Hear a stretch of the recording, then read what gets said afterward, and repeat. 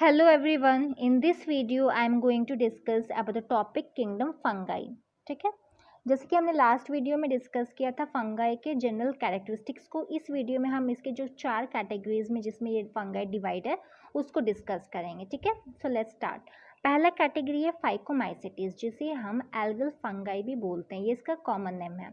Phyco से मतलब होता है एल्गी. ओके, ये एक्वेटिक में होते हैं और मरीन हैबिटेट में पाए जाते हैं. ये हेट्रोट्रॉफिक होते हैं, मतलब दूसरों पर डिपेंड होते हैं अपने न्यूट्रिशंस के लिए. पैरासिटिक होते हैं, मतलब दूसरे लिविंग ऑर्गेनिजम्स की बॉडी में, जिसे हम होस्ट भी बोलते हैं, रह के अपना न्यूट्रिशन लेते हैं. सैप्रोफिटिक होते हैं, मतलब dead and decaying organic matter पे डिपेंड होते हैं अपने न्यूट्रिशन के लिए, जैसे कि ट्विग्स हो गई, टहनियाँ जो होती हैं, डेड लीव्स हो गई, ये सब. ये ऑब्लिगेट पैरासाइट्स ऑन प्लांट्स है. ऑब्लिगेट का मतलब है यहाँ पे compulsory. They are compulsory parasites of plants. Okay, इनका जो माइसीलियम होता है वो असेप्टेड एंड सिनोसाइटिक होता है. माइसीलियम क्या होता है? Network of hyphae. Network of hyphae को हम लोग माइसीलियम बोलते हैं, जो हमने लास्ट वीडियो में डिस्कस किया था. ये असेप्टेड एंड सिनोसाइटिक होते हैं, इस तरीके से होता है. इनमें न्यूक्लियस बहुत नंबर में प्रेजेंट होते हैं, इनमें सेप्टा प्रेजेंट नहीं होता है. ये मल्टी न्यूक्लिएटेड होते हैं, इसी को हम लोग दूसरा टर्म दिए हैं सिनोसाइटिक. तो ये असेप्टेड होते हैं एंड सिनोसाइटिक होते हैं. ठीक है, इनमें asexual reproduction through spore formation के थ्रू होता है. और स्पोर फॉर्मेशन कहाँ होगा? इनसाइड द फ्रूटिंग बॉडीज और स्पोरेंजियम. जैसे फ्रूटिंग बॉडीज को हम लोग स्पोरेंजियम भी बोलते हैं. ठीक है, स्पोर फॉर्मेशन इन एंडोजिनसली होता है. एंडोजिनसली मतलब स्पोरेंजियम के अंदर, इस तरीके से होता है. ठीक है, दो तरीके के स्पोर्स होंगे, कॉनेडिया और एप्लेनोस्पोर्स जो कि नॉन मोटाइल होते हैं, एंड दूसरा होता है जूस्पोर्स जो कि मोटाइल होते हैं.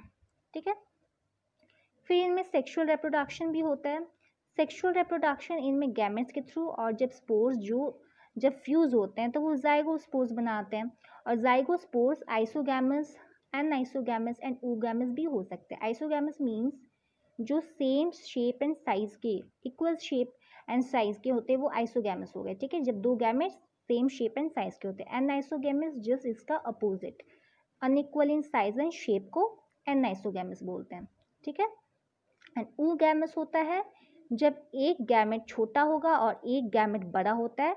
जैसे फीमेल गैमेट लार्ज है, ओवम, एंड स्पर्म जो कि मेल गैमेट जो स्मॉल होगा. ठीक है, तो ये हो गया आपका oogamous. ठीक है, इस पे एग्जाम्पल होता है राइजोपस, म्यूको, एल्ब्यूगो. इसको आप शॉर्ट फॉर्म में RAM करके याद कर सकते हो, राम. ठीक है, दूसरा कैटेगरी है इसमें एस्कोमाइसिटीज. एस्कोमाइसिटीज का कॉमन नेम है सैक फंगाई. ये ज़्यादातर मल्टी सेलुलर होते हैं, लेकिन कुछ यूनिसेलुलर भी होते हैं, जैसे कि यीस्ट. यीस्ट को हम लोग सैकेरोमाइसिस सेरेविसी भी बोलते हैं.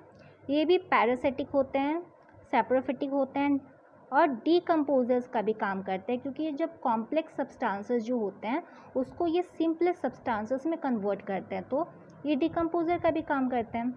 एंड हेट्रोट्रॉफिक होते हैं ऑब्वियसली. ठीक है, ये कॉप्रोफिलस भी होते हैं. कॉप्रोफिलस और कॉप्रोफैगस, इसका मतलब होता है जो डंग में फंगाई ग्रो करते हैं. ये फंगस जो होते हैं ना, ये डंग में, डंग मतलब गोबर में भी ग्रो करते हैं, तो इसलिए ये कॉप्रोफेगस और कॉप्रोफिलस होते हैं.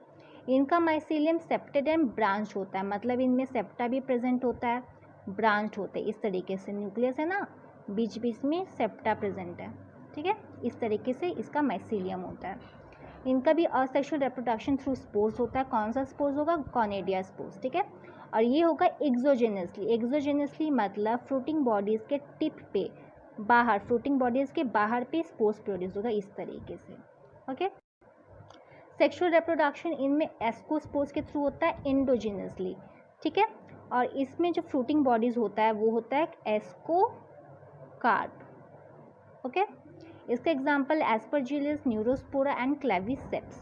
इसको आप NAC करके याद कर सकते हो. तीसरा कैटेगरी है बेसिडियोमाइसिटीज. इसको हम लोग क्लब फंगाई भी बोलते हैं. ये भी हेट्रोट्रॉफिक होते हैं. माइसीलियम इसका वही सेप्टेड एंड ब्रांच्ड होता है.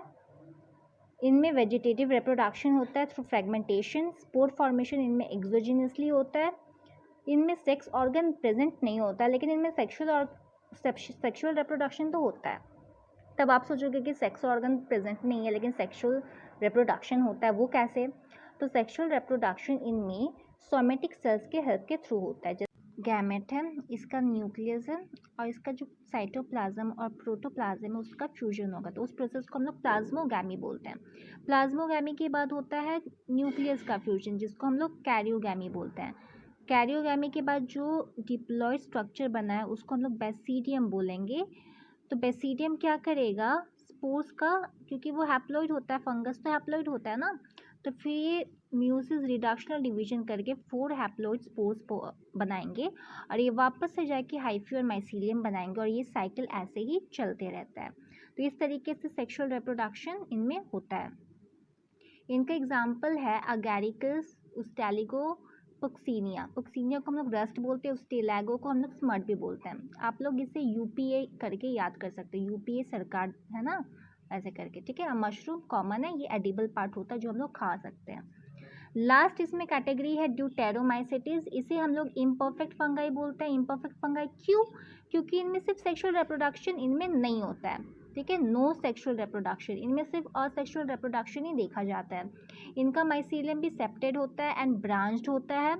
ये पैरासिटिक होते हैं एंड सेप्रोफिटिक होते हैं और इनके एग्जाम्पल होगा अल्टरनेरिया एंड ट्राइकोडर्मा। आप इसे AT करके याद कर सकते हो। ड्यूटेरोमाइसेटिस में कोई फ्रूटिंग बॉडीज प्रेजेंट नहीं होता है, क्योंकि इसमें कोई सेक्सुअल रिप्रोडक्शन तो होता नहीं, इसलिए इनमें कोई फ्रूटिंग बॉडीज प्रेजेंट नहीं होता है।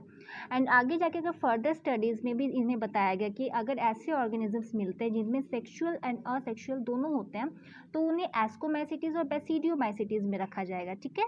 और ऐसे ऑर्गेनिज्म जिसमें सिर्फ असेक्सुअल ही होता है, सेक्सुअल प्रेजेंट नहीं होता है, अगर ऐसे ऑर्गेनिजम्स एस्कोमाइसिटीज और बेसिडियोमाइसिटीज में पाए जाते हैं तो वो ड्यूटेरोमाइसिटीज में प्लेस रख दिए जाएंगे, ये फर्दर स्टडीज़ के लिए। तो ये था आपका categories of fungi and I hope you like the video. अगर आपको पसंद आया हो तो आप लाइक एंड कमेंट ज़रूर करें, अपने दोस्तों के साथ शेयर भी करें एंड अगर सब्सक्राइब नहीं किया अभी तक चैनल को तो सब्सक्राइब करें, इससे मुझे मोटिवेशन मिलता है। And do not forget to press the bell icon, इससे आपको मेरे न्यू वीडियोज़ का नोटिफिकेशन मिलते रहेगा। So thank you for watching.